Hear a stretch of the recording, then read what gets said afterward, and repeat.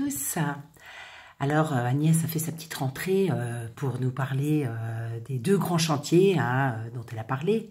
Donc Ma Santé 2022, tout en rajoutant, je la cite, elle veut accélérer le virage numérique de son ministère et elle dit, je la cite, le sens du débat est l'ADN de ce ministère. Donc déjà tu t'inquiètes, là déjà tu t'inquiètes.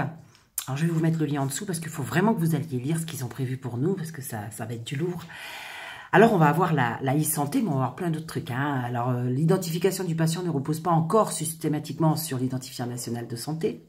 Le NIR, numéro d'inscription au répertoire, et les références santé, les référentiels sont peu appliqués sur le terrain. L'annuaire, RPPS,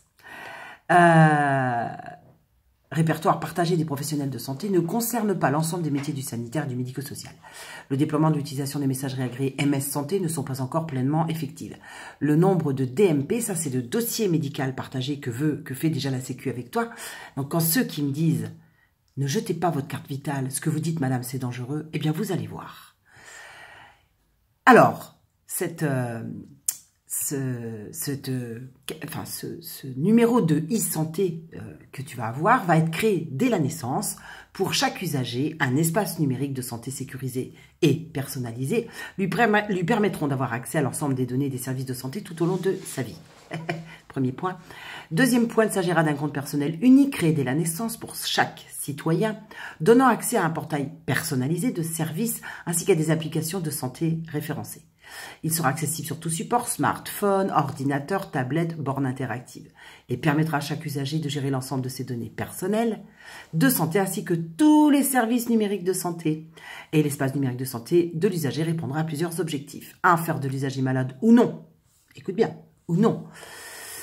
Un acteur de son parcours de santé tout au long de sa vie en lui permettant de co-construire, blablabla. Permettre à chaque usager de disposer et de gérer de ses données de santé et des services numériques de santé.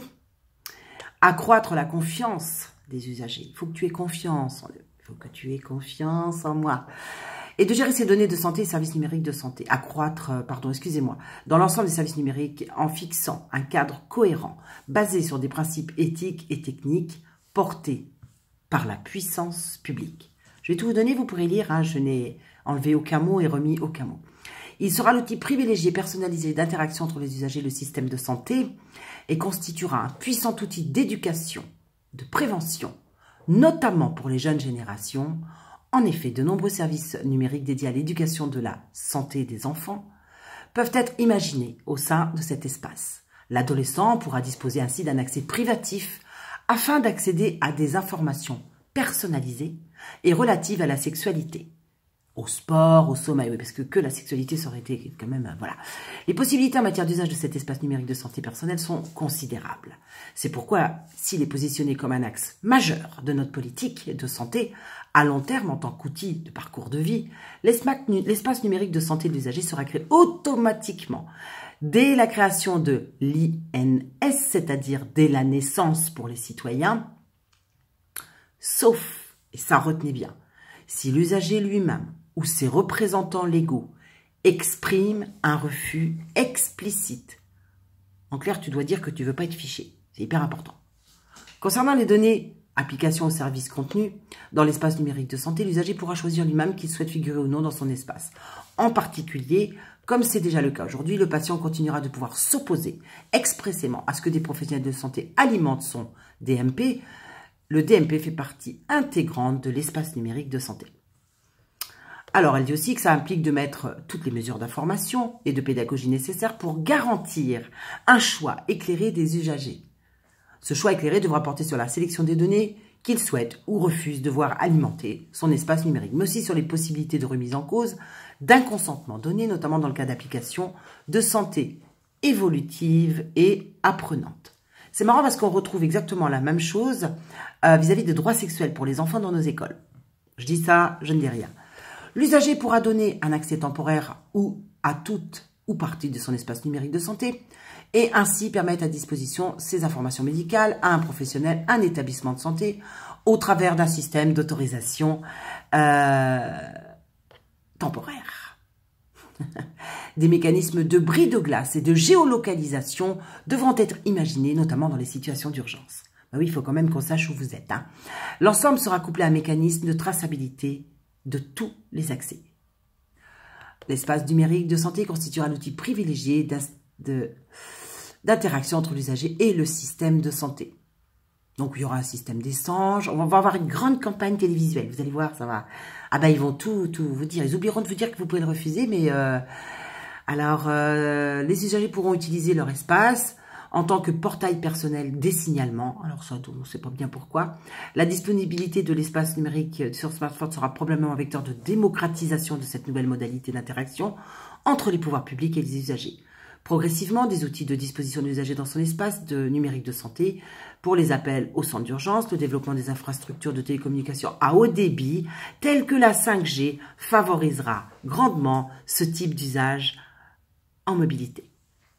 Par ailleurs, dans une logique d'amélioration continue, l'espace numérique de santé pourra composer des outils vis-à-vis d'évaluation du système de santé. Oui, tu pourras dire si l'hôpital est nul, pas nul, le médecin, ils s'en foutront comme à l'habitude, mais tu peux, c'est ça, c'est important.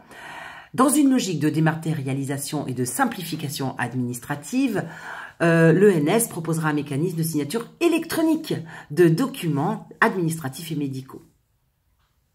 Enfin, grâce à des outils d'interaction et des promoteurs d'études cliniques, l'usager pourra, s'il le souhaite, renseigner et donner accès à certaines données de son espace numérique. Alors, comme indiqué précédemment, ces nouvelles disponibilités offertes aux usagers doivent s'accompagner de dispositifs d'information pédagogique afin de sensibiliser les usagers à la nature particulière des données personnelles de santé ainsi qu'aux enjeux liés à l'usage de ces données. En parallèle, le recueil systématique d'un consentement éclairé de l'usager quant à la collecte, à l'utilisation et à la diffusion de ces données personnelles de santé constituera un prérequis indispensable. L'espace numérique de santé doit constituer un levier d'inclusion numérique. Alors c'est marrant, l'inclusion revient aussi encore. Ça, on l'a vu pour l'école, on l'a vu pour un... Voilà, il faut que tu sois inclus dans le truc. Hein. Je me demande si on va être encore humain, les gars, hein, je me le demande. Il faudra pour cela engager les concepteurs, des développeurs de services numériques et s'inscrire dans une démarche de design universel. Ça, je n'ai pas compris, je vous avouerai franchement. Est-ce que ça va devenir universel? Certainement, je pense que tout ça est fait pour nous tous nous ficher, tous nous mettre dans des boîtes.